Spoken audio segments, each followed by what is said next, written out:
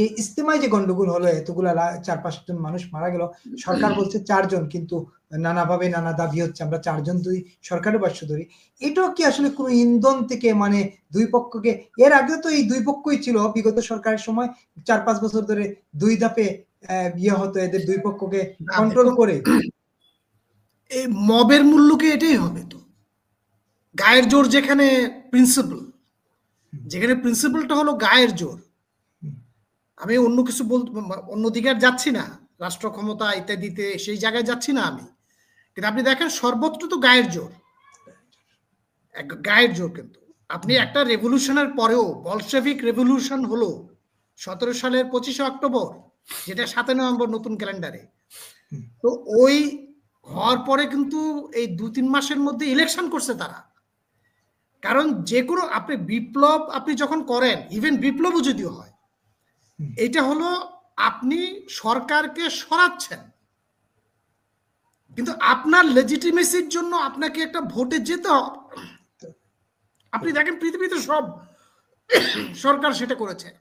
আমি বলশেভিক বিপ্লবের কথা বললাম, ইতিহাসটা পড়ে দেখেন, সেটা তো হয় নাই। বলা হচ্ছে ওনাদেরকে নাকি 5 বছরের জন্য, এটা কে ওনাদেরকে এই লেজিটিমেসি দিল? ফলে আপনি বুঝেন তো এখানে যখন আপনি ম্যান্ডেটটা, পিপলস ম্যান্ডেট যখন আপনি নেবেন না, পিপলস ম্যান্ডেট যখন আপনি দেরি করবেন, তখন কি হবে? প্রিন্সিপালটা সব জায়গায় বার্তাটা কি যাবে? সেটা হলো গায়ের জোর। যার গায়ে জোর আছে সে, এখন মামুনুল হক সাহেবদের গায়ে জোর আছে, রাষ্ট্র তার সাথে আছে।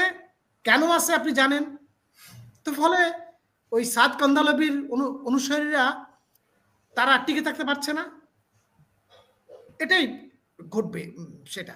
আর আপনি পাকিস্তানের যে প্রধানমন্ত্রীর সাথে, এটা তো আমাদের জন্য আরো বিপদ।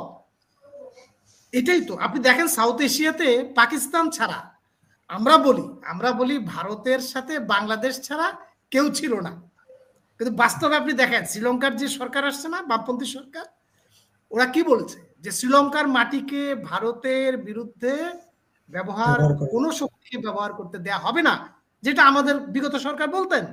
সেটা এটা বলার কারণে উনি ইন্ডিয়ার দালাল হয়ে গেলেন। শ্রীলঙ্কার সরকার বলেছে, মালদ্বীপের প্রেসিডেন্ট গিয়ে ও দিল্লিতে গিয়ে লিটারালি ক্ষমা চেয়েছে, মালদ্বীপের প্রেসিডেন্ট। এখন আমাদের সাথে কে আছে বলুন? আমাদের সাথে কি মালদ্বীপ আছে? আমাদের সাথে কি শ্রীলঙ্কা আছে? আমাদের সাথে কি আফগানিস্তান আছে? মানে আফগানিস্তান থাকা না থাকা তো কোনো বিষয় না, আমাদের সাথে একমাত্র পাকিস্তান আছে। তো পাকিস্তান নিজেরই তো ইয়ারআপসি এনআপসি অবস্থা, সে চলতে পারে না। সে আমাদেরকে কিভাবে উদ্ধার করবে? বরং সে ভাইসেস, তার যত ভাইরাস গুলো আছে সেগুলো এখন এখানে এক্সপোর্ট হবে। ফলে এই জন্য আমি বলছি যে আগামী দিনগুলোতে কিন্তু আমাদের অস্থিরতা আরো বাড়বে। আমাদের রাজনৈতিক দল, মানে মেইনস্ট্রিমের রাজনৈতিক দলের কথা বলছি, তারা যদি কাণ্ডজ্ঞানের পরিচয় দিতে না পারে, তারা যদি উইজডমের পরিচয় দিতে না পারে, তাহলে আমাদের মানে দীর্ঘ মেয়াদে আমরা একটা ভয়ঙ্কর পরিস্থিতি ঢুকে যাব। সেটা এটাই হলো।